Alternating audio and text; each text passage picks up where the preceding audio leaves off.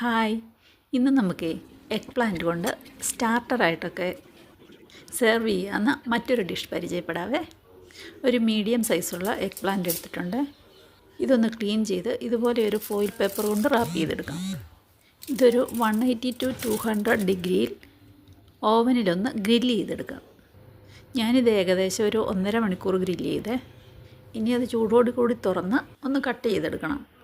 നമുക്കിതിലേക്ക് കുറച്ച് തെഹ്നി ആവശ്യമുണ്ട്, അതായത് നമ്മുടെ എള്ളരച്ച് കിട്ടുന്നത്.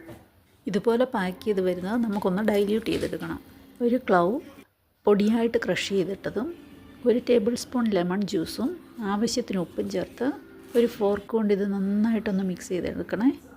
അതിലേക്ക് ലേശം ഒലിവ് ഓയിലും കൂടെ ചേർത്ത് കൊടുക്കാം. വീണ്ടും അത് നന്നായിട്ട് മിക്സ് ചെയ്ത് കൊടുക്കാം. ഇനി അതിലേക്ക് വെള്ളം കുറേശ്ശെയായി ചേർത്ത് നന്നായിട്ട് മിക്സ് ചെയ്ത് ഒന്ന് സോഫ്റ്റ് ആക്കി എടുക്കാം.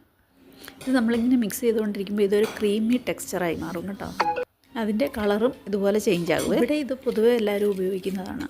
എനിക്കിതിൻ്റെ ടേസ്റ്റ് ഒത്തിരി ഇഷ്ടമാണ് കേട്ടോ. ഇനി നമുക്ക് ഗ്രില്ല് ചെയ്ത് കട്ട് ചെയ്തെടുത്ത എഗ് പ്ലാന്റ് ഫോർക്ക് കൊണ്ടൊന്ന് ഇതുപോലെ ഉടച്ചു കൊടുക്കാം.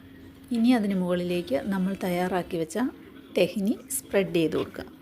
ചിലർക്ക് ഇങ്ങനെ ഗ്രില്ല് ചെയ്യുന്ന എഗ് പ്ലാന്റ് കുറച്ച് ഗാർലിക്കും കുറച്ച് ലെമൺ ജ്യൂസും ലേശം ഒലിവ് ഓയിലും ഒഴിച്ച് കുറച്ച് സ്പൈസി ആയിട്ട് കഴിക്കാനായിരിക്കും ഇഷ്ടം കേട്ടോ. ഇതിങ്ങനെ ഒരു തിൻ ലെയറായിട്ട് സ്പ്രെഡ് ചെയ്തെടുത്താൽ മതിയാകും കേട്ടോ. ഇനി ഇതിലേക്ക് കുറച്ച് ഡേറ്റ് സിറപ്പാണ് ചേർക്കാൻ പോകുന്നത്. നിങ്ങൾക്ക് നല്ല ഡിസൈനിൽ റെസ്റ്റോറൻറ്റ് സ്റ്റൈലിലൊക്കെ ചെയ്യാൻ പറ്റുമെങ്കിൽ ചെയ്താൽ നന്നായിരിക്കും കേട്ടോ. ഞാനിതിങ്ങനെ വെറുതെ ഒന്ന് സ്പ്രെഡ് ചെയ്തെന്നേ ഉള്ളൂ, അധികമൊന്നും വേണ്ട, കുറച്ച്. ഈ എഗ് പ്ലാന്റിലേക്ക് തെഹ്നിയും ഡേറ്റ് സിറപ്പും കൂടെ മിക്സ് ചെയ്ത് വരുന്ന ഒരു ടേസ്റ്റ് ഉണ്ടല്ലോ, സൂപ്പറാണ് കേട്ടോ. ട്രൈ ചെയ്ത് നോക്കണേ. ബൈ.